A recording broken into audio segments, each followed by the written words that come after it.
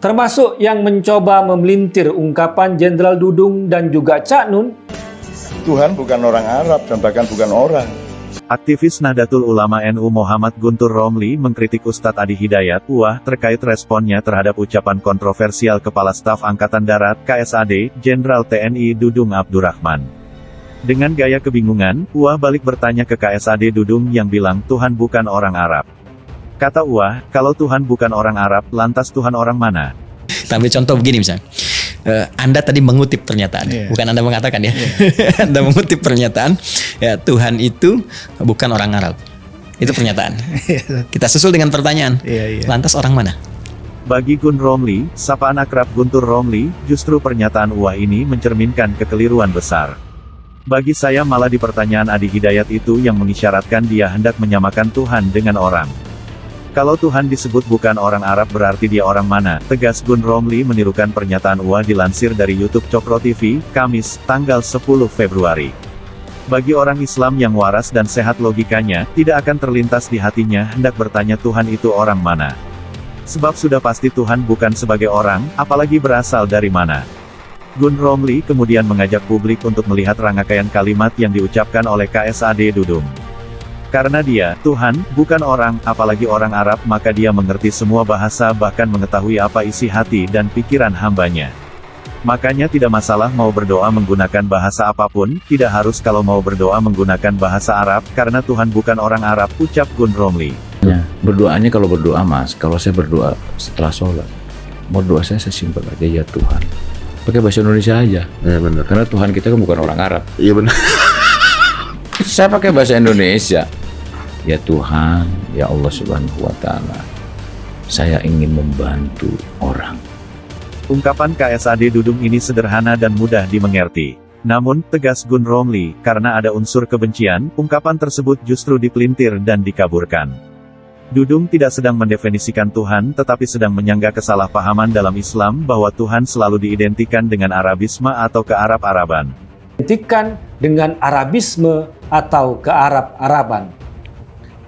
Saya menduga kuat Jenderal Dudung sedang mau diahokkan melalui pernyataannya yang sebenarnya mudah dipahami tapi kemudian dipelintir dengan penuh kebencian untuk membuat fitnah apalagi yang saat ini menyerang Jenderal Dudung juga dari gerombolan yang sama waktu menyerang Ahok dulu, terang Gun Romli.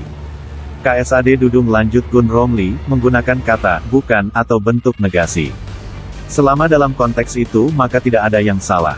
Misalnya, Tuhan bukan semut, Tuhan bukan kursi, Tuhan bukan sopir dan seterusnya.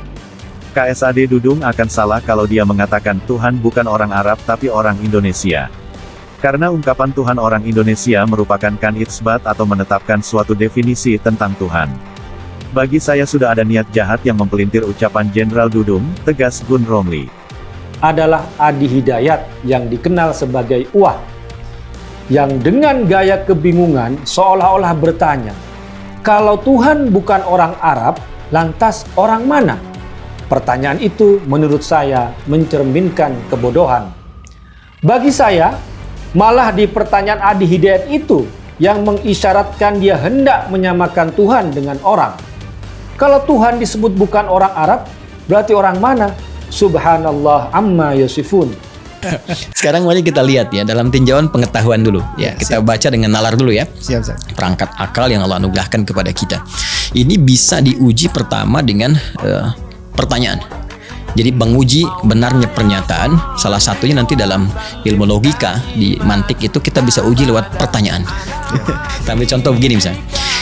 Anda tadi mengutip pernyataan, bukan Anda mengatakan ya. Anda mengutip pernyataan, ya Tuhan itu bukan orang Arab. Itu pernyataan. Kita susul dengan pertanyaan, lantas orang mana? Nah, bisa terjawab gak? Kan?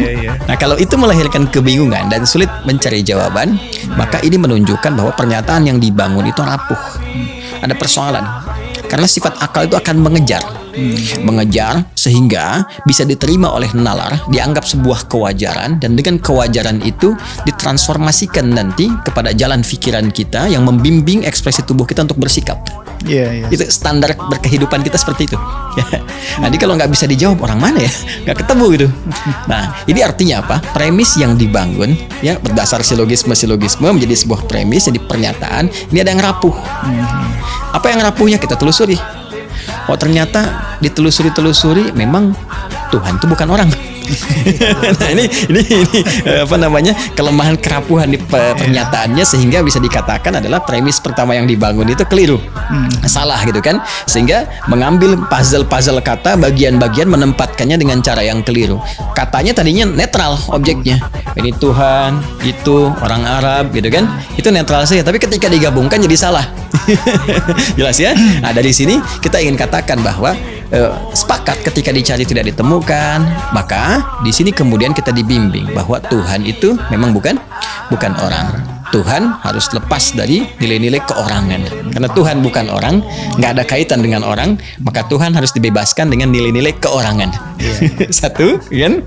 Yang kedua, ya memang nggak ada kaitan dengan etnis. Jadi, yang kedua, ya memang nggak ada kaitan dengan etnis.